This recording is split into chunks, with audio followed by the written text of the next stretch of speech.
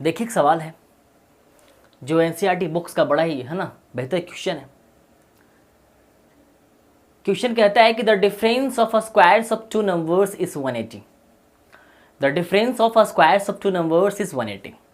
दो संख्याओं के स्क्वायर का डिफरेंस कितना है? 180 है। और वो दो संख्या में मालूम नहीं है, दो संख्या में से कोई एक संख्या भी मालूम नहीं है। And the square of the smaller number is 8 times the larger number, है ना। इसमें क्या कहा जा रहा है कि the square of the smaller number, उन दो संख्याओं में से जो छोटी संख्या है ना उसका स्क्वायर बड़ी संख्या के 8 गुना के बराबर है। उन दो संख्याओं में से जो छोटी संख्या है ना, जो छोटी संख्या है उसका स्क्वायर क्या है? बड़ी संख्या के 8 गुना के बराबर है। तो दोनों संख्याओं को फाइंड आउट करें। देखिए जरा हम लोग पहले मानेंगे कि वो दो संख्या कौन कौन सी है ना। आप लिखेंगे पहले, है ना, कि let the larger number be, larger number be m, है ना,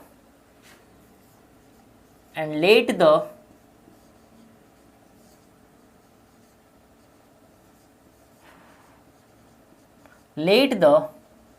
स्मॉलर नंबर बी n, है ना।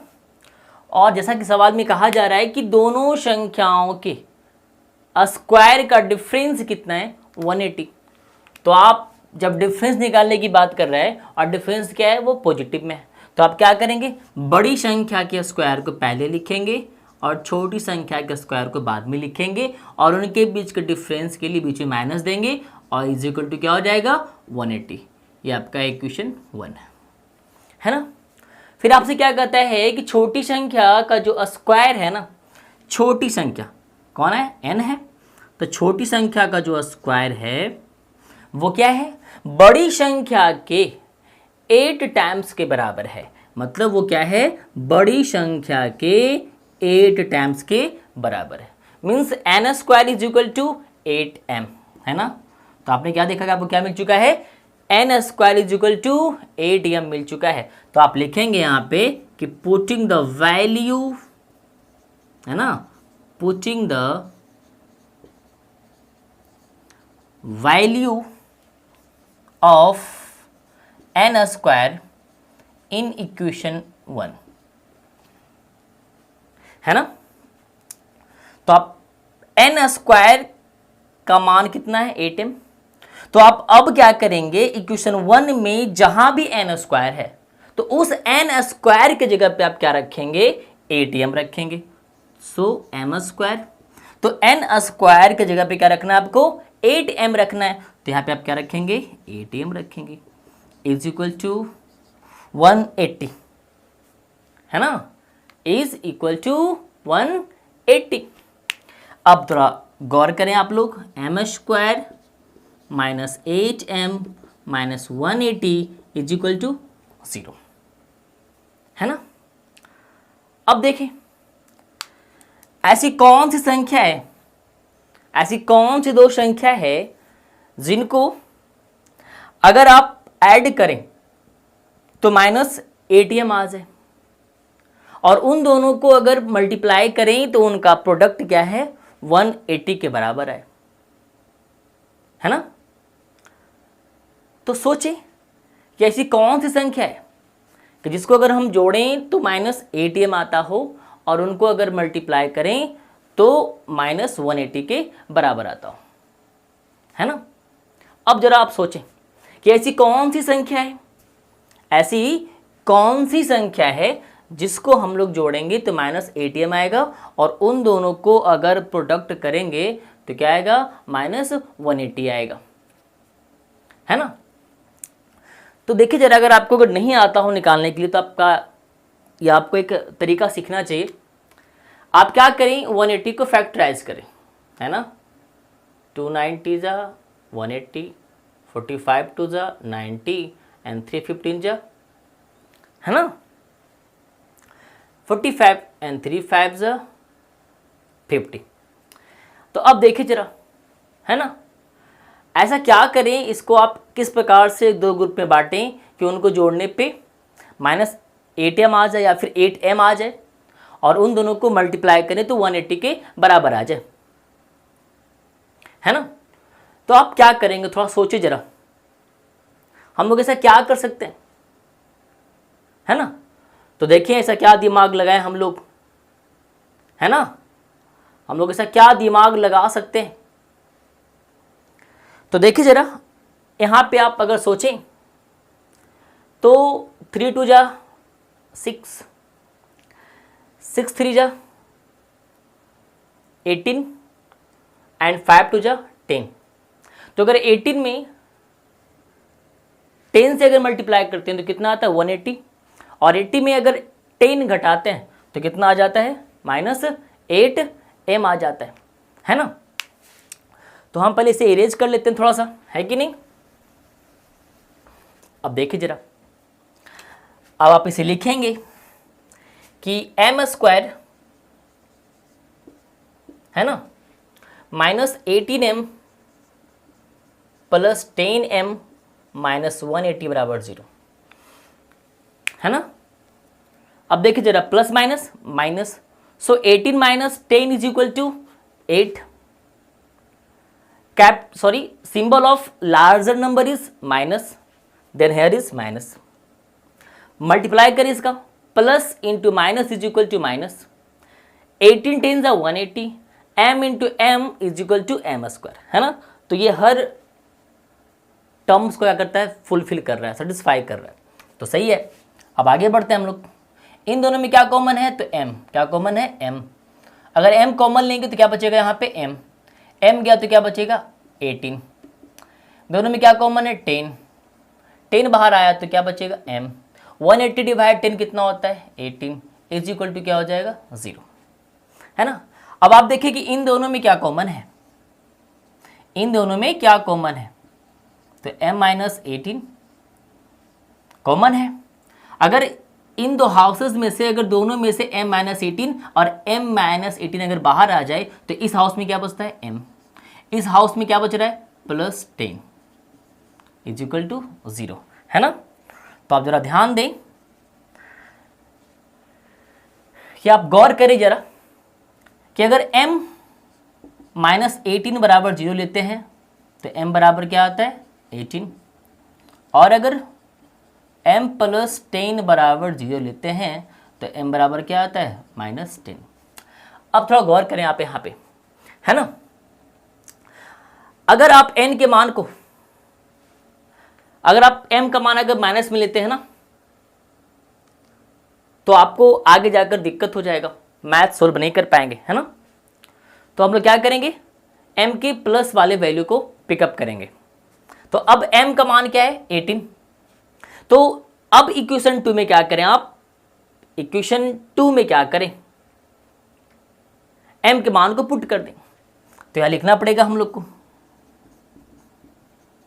कि putting the value of m equation 2। अब देखिए जरा, तो यहां पे क्या है n² = 8m, क्या है 8m, तो m की जगह पे आप क्या लिखेंगे, है ना। सो n² = 144, है ना, एंड n = 144 का स्क्वायर रूट, तो आंसर कितना आ जाएगा 12, है ना। तो आप जरा ध्यान दें कि अगर आप पॉजिटिव का मान लेते हैं तो m का मान क्या आता है 18 और n का मान क्या आता है 12। तो आप समझ सकते हैं कि जब कभी आपको इस प्रकार का मैथ दिया जाएगा तो आप उसे इस प्रकार से सॉल्व करेंगे तो आप अपने मंजिल तक आसानी से पहुंच सकते हैं, है ना। अब देखिए बच्चों, एक क्वेश्चन है जिसमें कहा जा रहा है अ train travels 360 km at a uniform speed.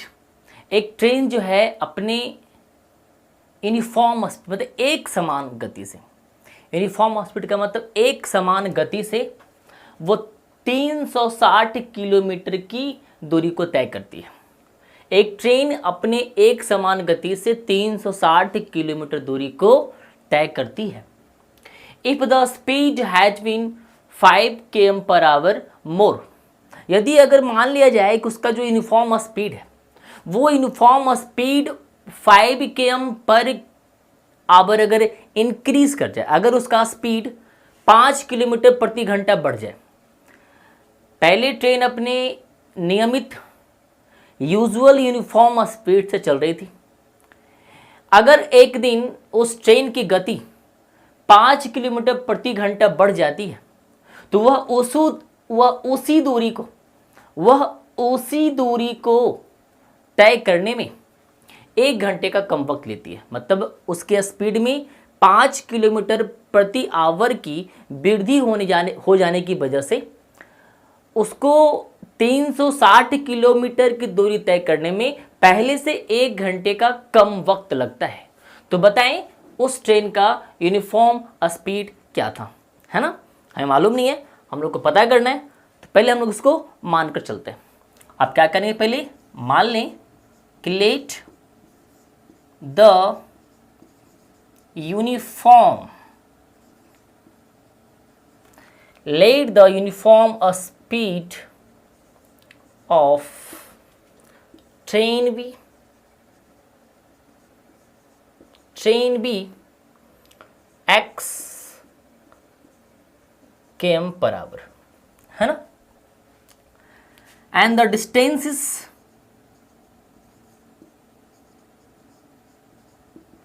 distance is 360 kilometre, है ना। then time taken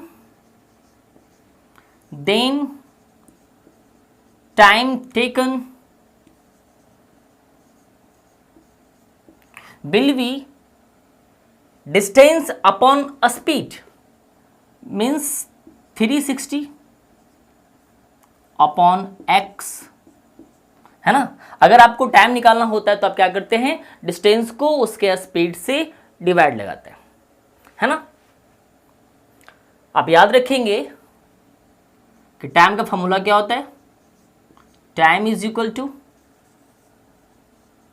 distance upon speed. अब देखिए अब क्या है, अब उसका स्पीड जो है ना 5 km पर आवर इंक्रीज कर गया। नाउ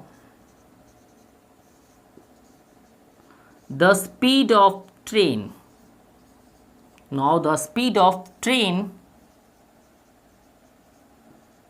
इज, पहले कितना था वो x km पर आवर, आज 5 km पर आवर इंक्रीज कर गया, तो आज कितना होगा x प्लस 5 km पर आवर। डिस्टेंस वही है, डिस्टेंस क्या है, वही है, उसी दूरी को उसे तय करना है। तो अब बताएं कि अगर उसे 360 किलोमीटर की दूरी इस गति से अगर तय करनी है तो उसे इस दूरी को तय करने में कितना टाइम लगेगा। तो so the time is distance upon a speed, equation 2। अब थोड़ा आप ध्यान देंगे, समझेंगे बात को, कि जब किसी भी मोटर व्हीकल्स का स्पीड जब बढ़ता है तो उसको सेम डिस्टेंस को तय करने में टाइम कम लगता है ना। थोड़ा गौर करेंगे बुआ जी आप लोग। और जब स्पीड कम होती है ना तो उसे क्या होता है, टाइम अधिक लगता है। तो ध्यान दें, आज जब उसकी स्पीड बढ़ गई है ना तो उसे क्या हो रहा है, पहले की अपेक्षा उसे 1 घंटे का कम टाइम लग रहा है। ध्यान देंगे जरा आप लोग, आज क्या है, जब स्पीड बढ़ गया है तो उसे क्या है, पहले की अपेक्षा 1 घंटे का कम टाइम लग रहा है ना। तो आप ऐसा कर सकते हैं, आप चाहें तो इसे घुमाकर कुछ ऐसा कर लें, 360 upon X minus 360 upon X plus 5 is equal to 1, है ना। आप इसका एलसीएम निकालेंगे, एलसीएम क्या आएगा, x upon X plus 5, divide लगाएं, है ना, x कैंसिल हो जाएगा, तो क्या बचेगा 360 में क्या मल्टीप्लाई करना आपको x प्लस 5 से। अब इसमें अगर x प्लस 5 से आप डिवाइड लगाते हैं तो क्या बचता है x, तो आप क्या करेंगे 360 into X is equal to 1। अब थोड़ा ध्यान दें आप, 360 into X is equal to 360x, आप इस 360 को इस x से मल्टीप्लाई करेंगे and plus 360 into 5 is equal to 1800 minus 360x upon X square plus 5x is equal to 1। अब देखिए एक प्लस में क्या है माइनस में क्या हो जाएगा कैंसिल आउट। आप क्या करें क्रॉस मल्टीप्लाई, तो X square into 1 is equal to X square and 5x into 1 is equal to 5x and equal to 1800, है ना। जब आप उसे इधर लेके आएंगे तो क्या हो जाएगा 5x माइनस 18, है ना। अब देखें कि ऐसा कौन सा दो नंबर लें जिसको जोड़ने पे 5x आ जाए और उन दोनों को मल्टीप्लाई करें तो क्या आ जाए 1800 के बराबर आ जाए, है ना। ऐसे कौन से नंबर्स लें कि उन दोनों को जोड़ें तो 5x आ जाए प्लस 5x आ जाए और उन दोनों को अगर मल्टीप्लाई करें तो माइनस 1800x स्क्वायर आ जाए, है ना। तो देखिए जरा वो संख्या क्या है एक्स स्क्वायर, 45x में अगर आप माइनस 40x को ऐड करेंगे तो क्या आएगा प्लस 5x आएगा, है ना। अब जब आप इसे तोड़ेंगे ना तो देखेंगे प्लस माइनस माइनस 45 में 40 गया 5 बड़ा का सिंबल प्लस, इसको गुना करेंगे तो कितना आ जाएगा प्लस माइनस माइनस 45 में 40 कितना होता है 1800। अब देखिए दोनों में क्या कॉमन है x, है ना, तो अंदर क्या बचेगा x प्लस 45, दोनों में क्या कॉमन है माइनस 40, तो क्या बचेगा x प्लस 45, है ना। अब जरा ध्यान दें आप यहाँ पे कि x प्लस 45 कॉमन हो गया और क्या बच गया x minus 40 is equal to 0। अब आप देखें अगर यहां से आप x का मान निकालना चाहेंगे, है ना, यदि आप यहां से x का मान निकालना चाहेंगे तो अगर आप इस फैक्टर को लेते हैं तो x का मान क्या आ जाएगा माइनस में, और x क्या आपका यूनिफॉर्म स्पीड माना गया है और स्पीड के माइनस में होता नहीं है, तो इसलिए ना क्या है टाइम वेस्टिंग है।